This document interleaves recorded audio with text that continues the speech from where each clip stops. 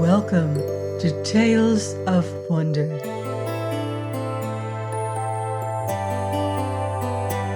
I'm Mardell, reading The Book of Dragons by Nesbit.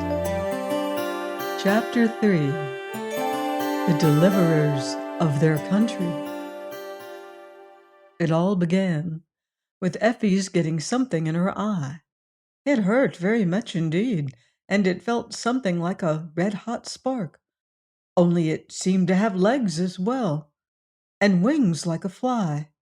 Effie rubbed and cried, not real crying, but the kind your eye does all by itself, without your being miserable inside your mind, and then she went to her father to have the thing in her eye taken out. Effie's father was a doctor, so of course he knew how to take things out of eyes. He did it very cleverly, with a soft paintbrush dipped in castor oil. When he had gotten the thing out, he said, "This is very curious." Effie had often gotten things in her eye before, and her father always seemed to think it was natural. Rather tiresome and naughty, perhaps, but still natural. He had never before thought it curious. Effie stood holding her handkerchief to her eye and said, "I don't believe it's out." People always say this when they have had something in their eyes. "Oh, yes, it's out," said the doctor. "Here it is on the brush. This is very interesting." Effie had never heard her father say that about anything that she had any share in. She said, "What?" The doctor carried the brush very carefully across the room and held the point of it under his microscope. Then he twisted the brass screws of the microscope and looked through the top with one eye. "Dear me," he said. Dear me. 4 well-developed limbs, a long caudal appendage, 5 toes unequal in lengths, almost like one of the Lacertidae, yet there are traces of wings. The creature under his eye wriggled a little in the castor oil, and he went on. "Yes, a bat-like wing. A new specimen, undoubtedly. Effie, run round to the professor and ask him to be kind enough to step in for a few minutes." "You might give me a sixpence, Daddy," said Effie, "because I did bring you the new specimen. I took great care of it inside my eye, and my eye does hurt."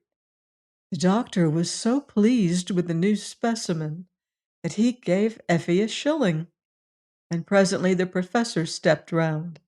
He stayed to lunch, and he and the doctor quarreled very happily all the afternoon about the name and the family of the thing that had come out of Effie's eye.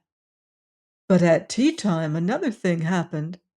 Effie's brother Harry fished something out of his tea, which he thought at first was an earwig. He was just getting ready to drop it on the floor and end its life in the usual way when it shook itself in the spoon, spread 2 wet wings, and flopped onto the tablecloth. There it sat, stroking itself with its feet and stretching its wings, and Harry said, "Why, it's a tiny newt." The professor leaned forward before the doctor could say a word.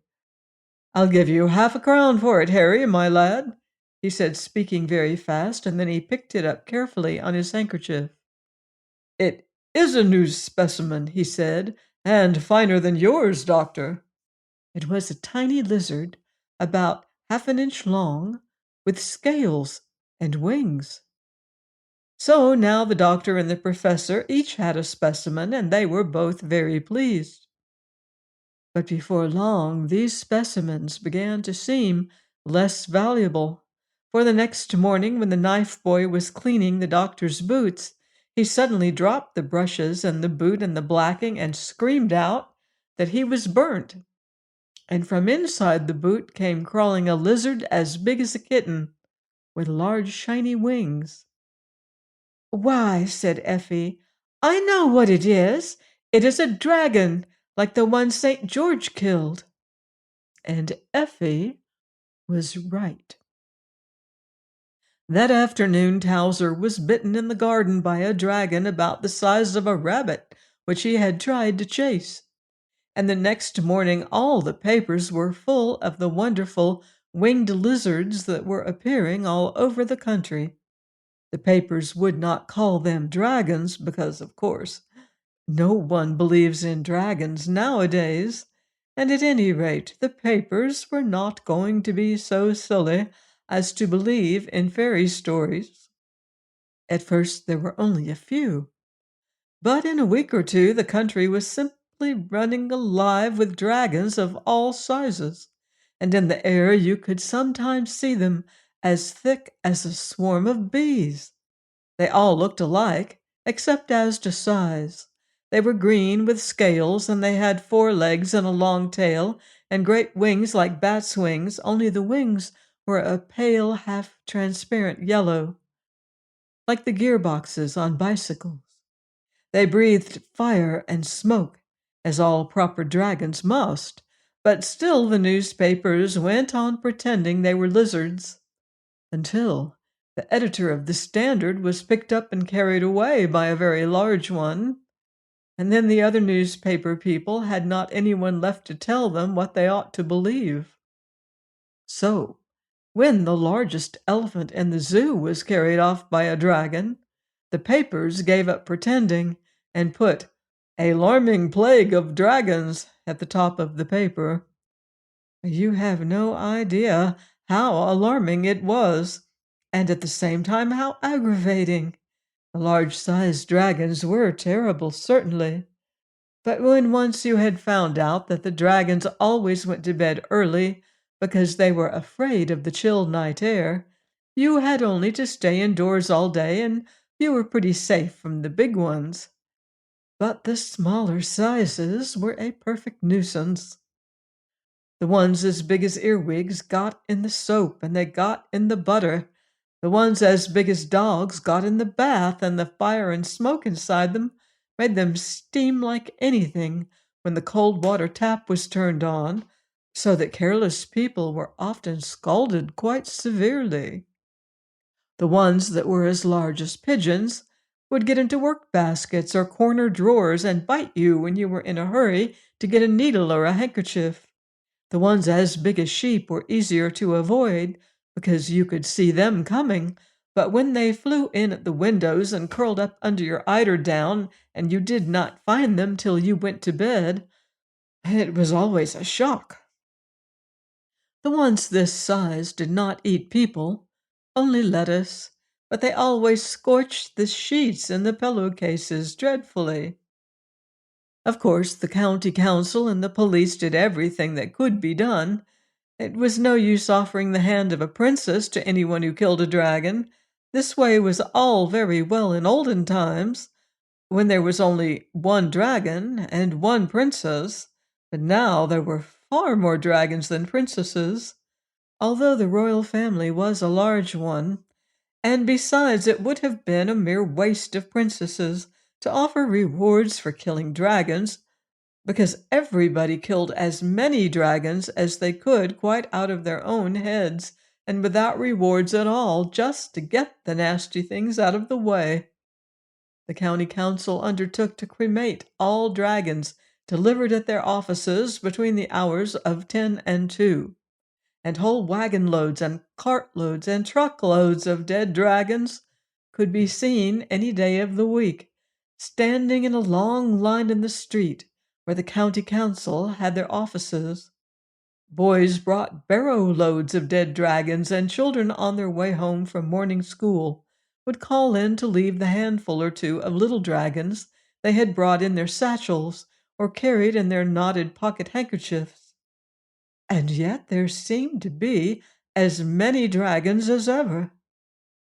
Then the police stuck up great wood and canvas towers and covered them with patent glue.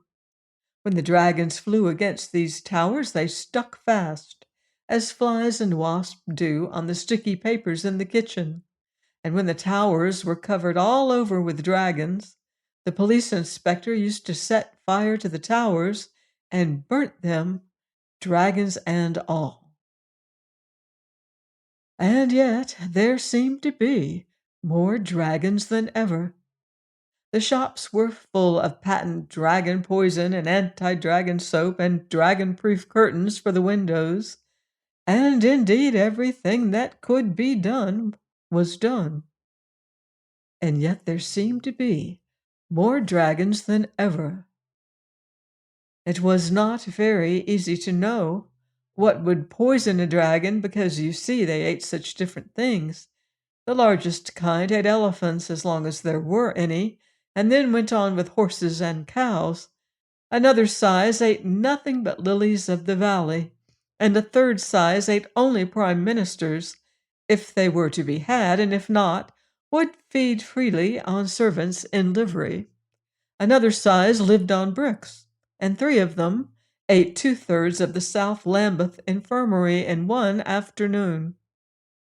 But the size Effie was most afraid of was about as big as your dining room, and that size ate little girls and boys. At first, Effie and her brother were quite pleased with the change in their lives. It was so amusing to sit up all night instead of going to sleep, and to play in the garden lighted by electric lamps. And it sounded so funny to hear Mother say when they were going to bed, "Good night, my darling. Sleep sound all day, and don't get up too soon. You must not get up before it's quite dark. You wouldn't like the nasty dragons to catch you." But after a time, they got very tired of it all. They wanted to see the flowers and trees growing in the fields, and to see the pretty sunshine out of doors, and not just through glass windows and patent dragon-proof curtains. And they wanted to play on the grass, which they were not allowed to do in the electric lamp-lighted garden because of the night dew. And they wanted so much to get out just for once in the beautiful, bright, dangerous daylight that they began to try and think of some reason why they ought to go out. Only they did not like to disobey their mother. But one morning their mother was busy preparing some new dragon poison to lay down in the cellars, and their father was bandaging the hand of the boot boy, which had been scratched by one of the dragons who liked to eat prime ministers when they were to be had, so nobody remembered to say to the children, "Don't get up till it is quite dark." "Go now," said Harry. "It would not be disobedient to go, and I know exactly what we ought to do, but I don't know how we ought to do it." "What ought we to do?" said Effie. "We ought to wake St. George, of course," said Harry. "He was the only person in his town who knew how to manage dragons. The people in the fairy tales don't count. But St. George is a real person, and he is only asleep, and he is waiting to be waked up. Only nobody believes in St. George now. I heard father say so."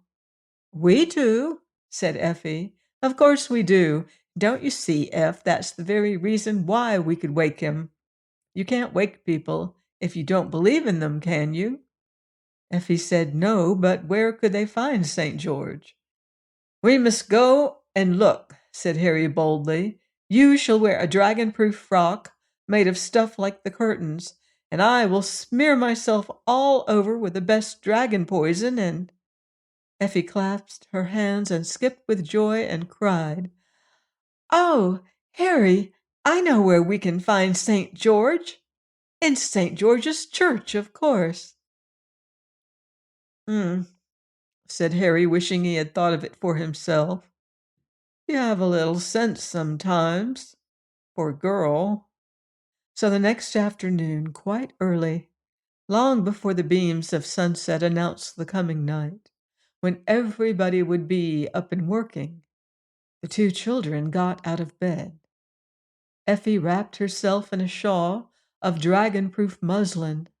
There was no time to make the frock, and Harry made a horrid mess of himself with the patent dragon poison. It was warranted harmless to infants and invalids, so he felt quite safe. Then they joined hands and set out to walk to St. George's Church. As you know, there are many St. George's churches, but fortunately they took the turning that leads to the right one and went along in the bright sunlight, feeling very brave and adventurous. There was no one about in the streets except dragons, and the place was simply swarming with them. Fortunately, none of the dragons were just the right size for eating little boys and girls, or perhaps this story might have had to end here. There were dragons on the pavement and dragons on the roadway, dragons basking on the front doorsteps of public buildings, and dragons preening their wings on the roofs in the hot afternoon sun. The town was quite green with them.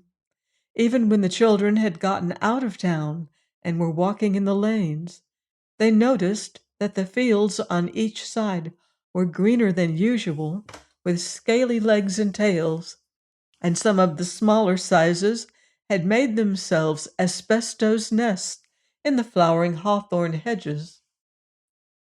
Effie held her brother's hand very tight, and once, when a fat dragon flopped against her ear, she screamed out, and a whole flight of green dragons rose from the field at the sound and sprawled away across the sky. The children could hear the rattle of their wings as they flew. "Oh, I want to go home," said Effie. "Don't be silly," said Harry. "Surely you haven't forgotten about the 7 champions and all the princes. People who are going to be their country's deliverers never scream and say they want to go home." "And are we," asked Effie, "deliverers, I mean?" "You'll see," said her brother, and on they went. When they came to St. George's Church, they found the door open, and they walked right in. But St. George was not there. So they walked around the churchyard outside, and presently they found the great stone tomb of St. George, with the figure of him carved in marble outside, in his armor and helmet, and with his hands folded on his breast. "However can we wake him?" they said. Then Harry spoke to St. George, but he would not answer, and he called, but St. George did not seem to hear. And then he actually tried to waken the great dragon slayer by shaking his marble shoulders. But St. George took no notice. Then Effie began to cry, and she put her arms around St. George's neck, as well as she could for the marble, which was very much in the way at the back, and she kissed the marble face, and she said, "Oh, dear, good, kind St. George, please wake up and help us." And at that, St. George opened his eyes sleepily and stretched himself and said, "What's the matter, little girl?" So the children told him all about it. And he turned over in his marble and leaned on one elbow to listen. But when he heard that there were so many dragons, he shook his head. "It's no good," he said. "They would be one too many for poor old George. You should have waked me before. I was always for a fair fight. One man, one dragon was my motto." Just then a flight of dragons passed overhead, and St. George half drew his sword. But he shook his head again and pushed the sword back as the flight of dragons grew small in the distance. "I can't do anything," he said. "Things have changed since my time. St. Andrew told me about it. They woke him up over the engineers' strike, and he came to talk to me. He says everything is done by machinery now. There must be some way of settling these dragons. By the way, what sort of weather have you been having lately?" This seemed so careless and unkind that Harry would not answer, but Effie said patiently, "It has been very fine. Father says it is the hottest weather there has ever been in this country." "Ah, I guessed as much, said the champion thoughtfully. Well, the only thing would be, and dragons can't stand wet and cold, that's the only thing. If you could find the taps. St. George was beginning to settle down again on his stone slab.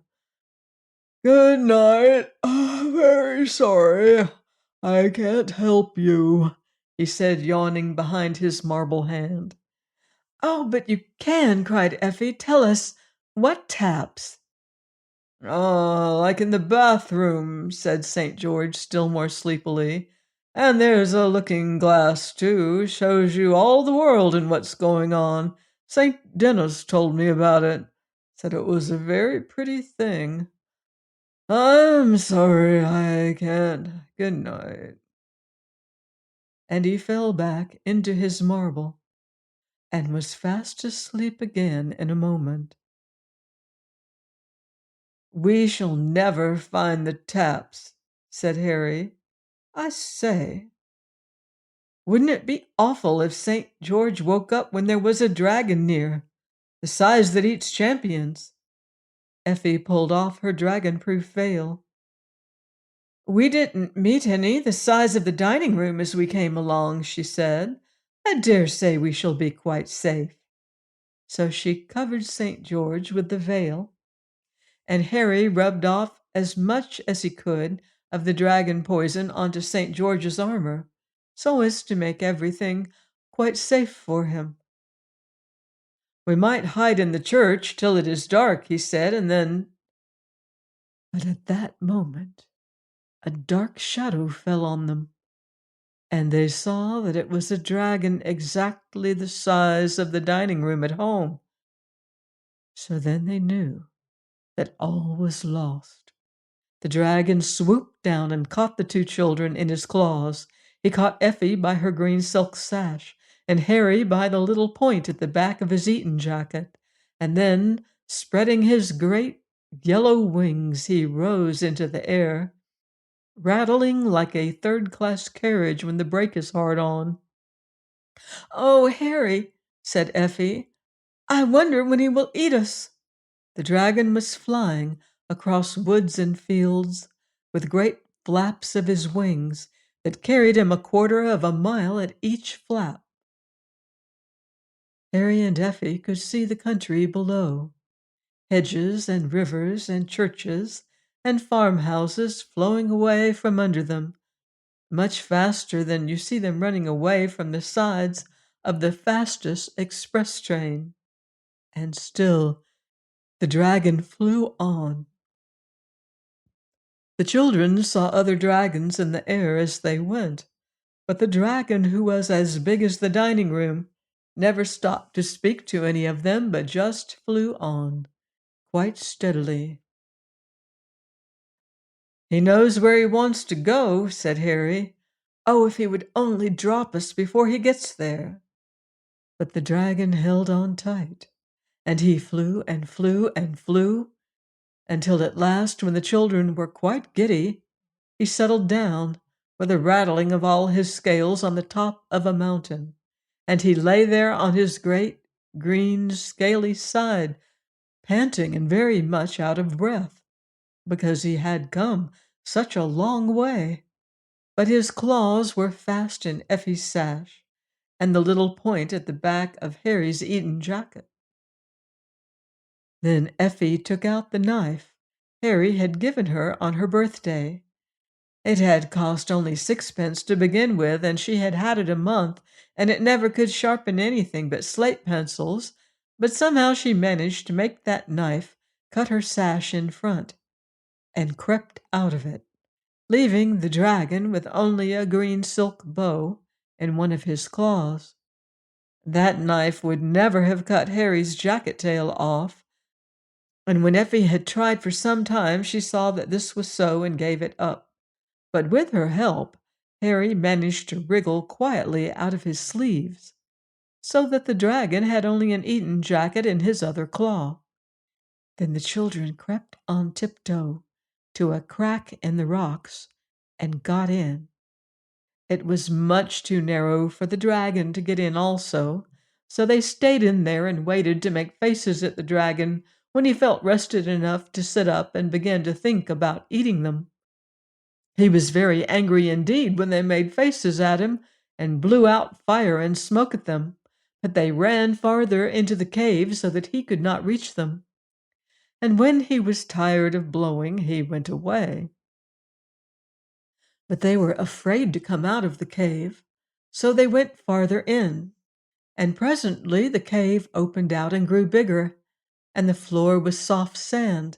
And when they had come to the very end of the cave, there was a door, and on it was written, "Universal Tap Room, Private, no one allowed inside." So they opened the door at once, just to peep in, and then they remembered what St. George had said. "We can't be worse off than we are," said Harry, "with the dragon waiting for us outside.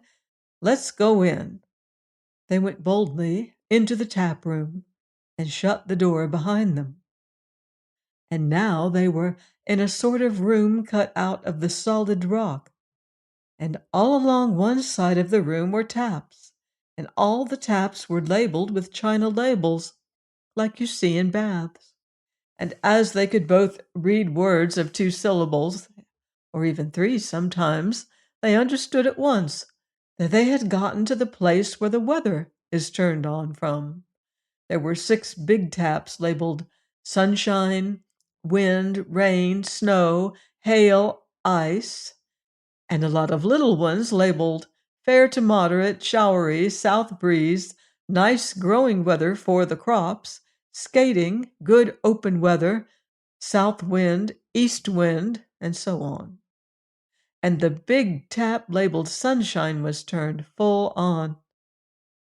They could not see any sunshine. The cave was lighted by a skylight of blue glass, so they supposed the sunlight was pouring out some other way, as it does with a tap that washes out the underneath parts of patent sinks in kitchens. Then they saw that one side of the room was just a big looking glass, and when you looked into it, you could see everything that was going on in the world, and all at once, too, which is not like most looking glasses. They saw the carts delivering the dead dragons at the county council offices, and they saw St. George asleep under the dragon-proof veil, and they saw their mother at home crying because her children had gone out in the dreadful, dangerous daylight, and she was afraid a dragon had eaten them.